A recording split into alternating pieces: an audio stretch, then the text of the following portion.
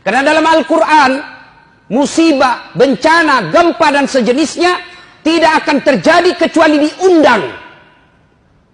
Bahasa agamanya, bahasa Qur'annya, musibah itu datang karena diundang oleh manusia. Apa penyebab datangnya musibah? Saya tidak bahas melalui ilmu teknologi, tapi saya mencoba memperjelaskannya dari Al-Quran sebagai sumber ilmu pengetahuan umat Islam. Ini tidak ada hubungan dengan geologi. Ini hanya pedoman buat orang beriman. Kalau Bapak percaya berarti Bapak termasuk orang beriman. Kalau Bapak bilang tidak ada hubungannya berarti Bapak pura-pura beriman.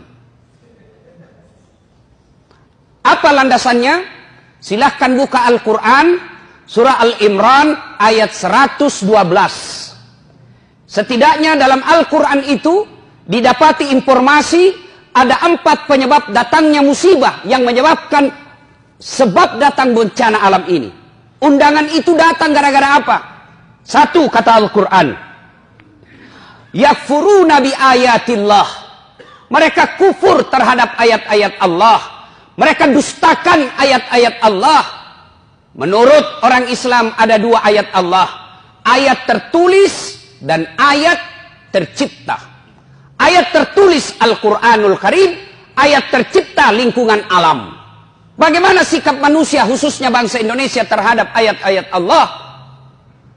Coba ngaku beriman. Ngaku ketuhanan yang Maha Esa. Bahkan ditulis, dideklarasikan dalam Undang-Undang Dasar Republik Indonesia. Konstitusi kita mengakui dengan rahmat Allah yang Maha Kuasa. Atas berkat rahmat Allah kita merdeka. Tapi apa kelakuan bangsa Indonesia? Azan, pembacaan ayat suci di Quran dianggap mengganggu. Coba Al-Quran, katanya kita umat beragama, katanya kita percaya kepada Tuhan yang Maha Esa. Kok bisa-bisanya pengajian mengganggumu? Kok bisa-bisanya suara azan membuat kau risih? Gimana Allah tidak marah? Hasilnya bilang, kan ditahu itu jadwal. Namanya juga, jangan terlalu keras. Ya namanya panggilan pasti dikeras. Allahu Akbar, Allahu Akbar. Namanya panggilan pasti dikeraskan. Kalau dikecilkan, bukan namanya panggilan Pak, si bicie. Dasat, dipanggil. Dasat, dasat. Nah, itu baku bici namanya itu. Apabila kufur terhadap ayat-ayat Allah, maka itu salah satu penyebab datangnya undangan musibah. Nah, berikutnya itu ayat Quran. Kalau ayat yang tercipta, mari kita lihat perlakuan kita terhadap sumber daya alam kita. Dihabisi tanpa ada perbaikan. Saya kalau perjalanan Pak, dari Balikpapan ke Bontang, dari Balikpapan ke Sangatta, Kalimantan Timur, dari pinggir jalan kita lihat hijau. Tetapi kita naik di atas pesawat, habis gundul hutan kita. Dan anehnya siapa yang menikmati? Bukan masyarakat Indonesia. Siapa yang menikmati? Orang dari luar negeri. Gimana Allah tidak marah? Kita punya sumber daya alam melimpah. Tapi siapa yang menikmati? Orang-orang kaya yang tertentu saja di Indonesia. Dan berlebihan caranya menikmatinya. Nah, kalau ini ya tunggu mi. Tajam mi. Calon aku puang mi. Yang kedua. Penyebab menurut surah Al-Imran. Wa yaqtuluna anbiya'i bighairi haq. Mereka membunuh Nabi secara tidak hak. Nah, bila mahasiswaku di Unhas, bagaimana caranya membunuh Nabi, Ustaz? Nah, tidak ada Nabi. Secara fisik kita tidak akan membunuh Nabi lagi sekarang. Tapi apa cara kita membunuh Nabi? Sunnah-sunnahnya kita bunuh. Sunnah-sunnahnya kita injak. Mana sunnah-sunnah Nabi? Ayo kita lihat saja. Pengantin. Jelas-jelas Nabi menjelaskan, kau makan dan minum duduk, karena makan dan minum berdiri adalah cara seperti setan. Tapi apa yang terjadi di tengah-tengah kita? Gedungnya Islamic Center, pengantinnya bapaknya haji dua-duanya, turut mengundang alim ulama. Tapi apa yang terjadi ketika pesta pengantin? Standing party. Dan kita bangga dengan itu. Pantas sunnah-sunnah Nabi kita injak-injak. Masih berkaitan dengan pengantin. Ini riolo ugie, mangka saya masiri kiko anak tak si rane. Malu kita kalau anak kita belum menikah sama laki-laki. Tapi apa lihat Pak, tinggi sekolahnya bapaknya, profesor doktor bapaknya, tokoh masyarakat bapaknya. Kita lihat undangan pengantinnya, belum ijab kabul anaknya sudah baku peluk fotonya di undangannya. Jangan dilihat Pak. Yang mengundang tinggi sekolahnya, tokoh masyarakat, disegani, terpopuler di suatu kampung. Tapi lihat undangan pengantinnya anaknya, belum pi ijab kabul sudah baku peluk. Dikasih bodoh-bodoh sama fotografer. Ya, maju-maju kok sedikit.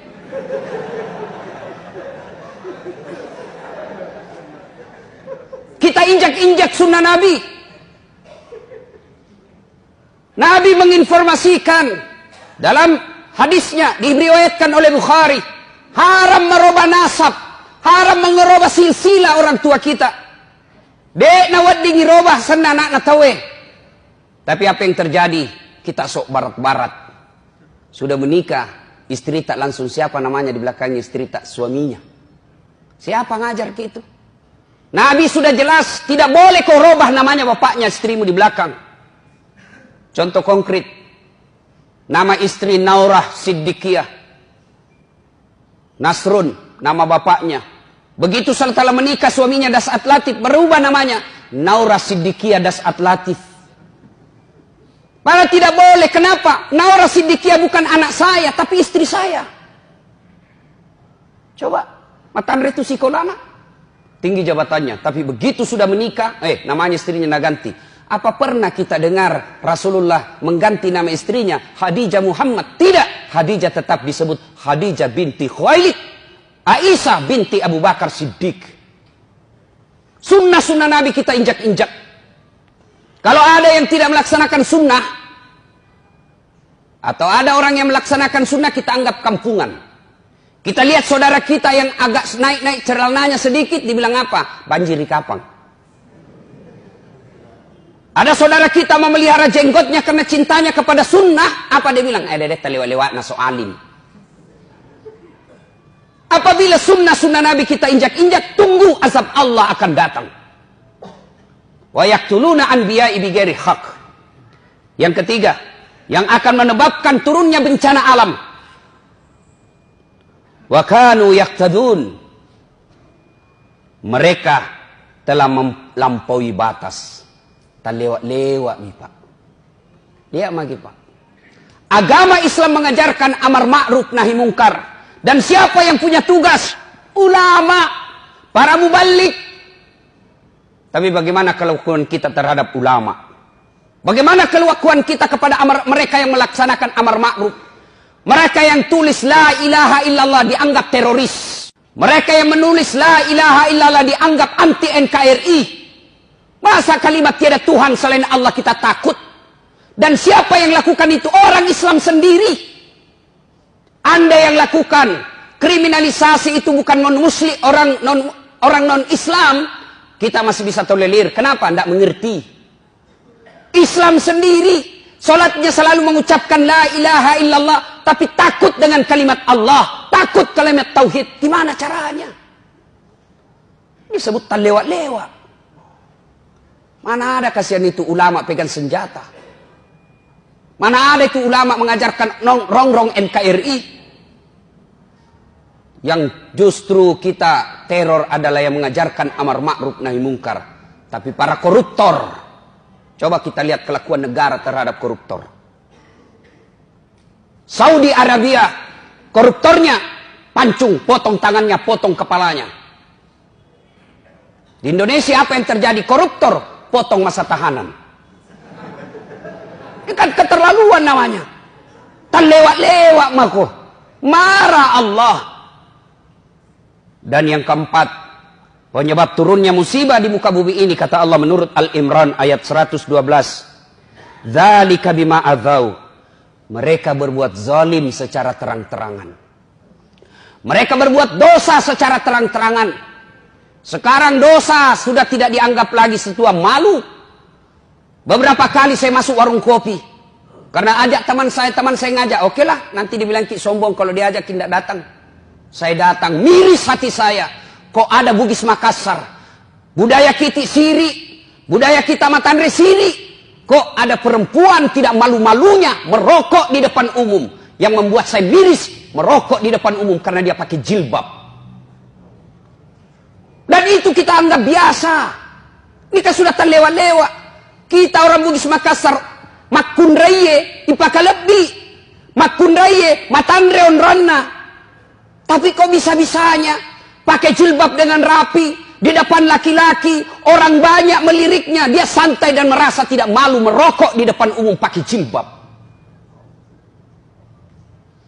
Ini yang disebut zalika bima azau. Mereka berbuat zalim secara terang-terangan. Belum lagi pembuat dosa, dosa zina secara terang-terangan. Mereka secara terang-terangan membuat komunitas. Tidak malu deklarasikan dirinya. Riolo makadete sama siri kok mapigau salah. Sekarang apa dia bilang? Biasa nih. Dulu kalau ada perempuan hamil diusir dari kampungnya. Masuk kok upaka siri kasih di kampung. Bapak rela dia buang anak gadisnya. Untuk apa? Karena dianggap membuat aib buat keluarga. Sekarang apa? Nyata-nyata hamil 7 bulan pesta besar-besaran. Kejadian-kejadian seperti ini. Itu yang membuat azab Allah cepat datang. Lalu orang bilang begini, kalau negara barat bagaimana Ustaz? Taleo-leo itu. Jepang lah misalnya. Oh jangan salah Pak. Jepang itu, saya sudah berapa kali ke sana, akhlaknya tinggi Pak. Tidak ada tukang tipu. Pejabatnya baru dituduh korupsi, mundur dan bunuh diri. Kita sudah tertuduh, bahkan terponis, bahkan terpidana, sudah terbukti, sudah dipenjara, tidak malu jadi caleg.